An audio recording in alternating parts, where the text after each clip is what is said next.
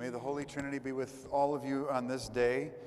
And as we are in the midpoint of Lent, we bring the cross around for the procession as a reminder of receiving the strength from the cross.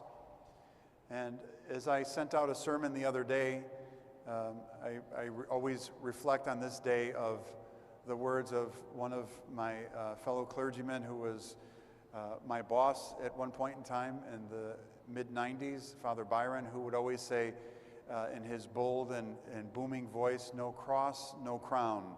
So unless we bear the cross, we don't receive the crown of everlasting glory.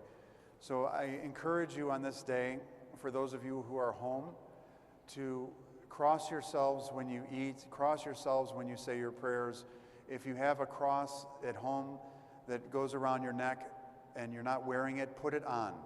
Wear it, especially on this day, and realize that the symbol that we have today, the cross, was a symbol of torture and death before the time of Christ.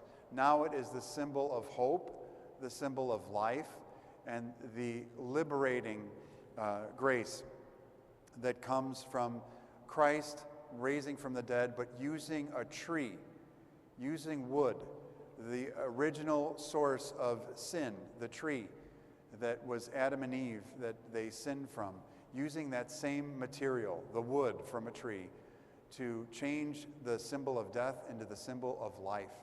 The tree that became the symbol of death in the Garden of Eden to now the cross that is the symbol of life for all of us. May God strengthen you and bless you, and to remember too that even though we're not together today in church, here in the physical presence of the church, we are all connected through prayer. Don't underestimate the connection through prayer. That's why we have the saints behind us. They're not here physically and alive in this world, but they are here spiritually with us in the presence of the church, in the presence of our prayers. And you know, it was interesting, throughout the service today, I kept hearing creaking and noises in the church, and I kept thinking somebody was in the church. Did you hear it too, Peter? Yeah, he's shaking his head. He's like, yeah, we hear it all the time. But it sounded like there was people in the church.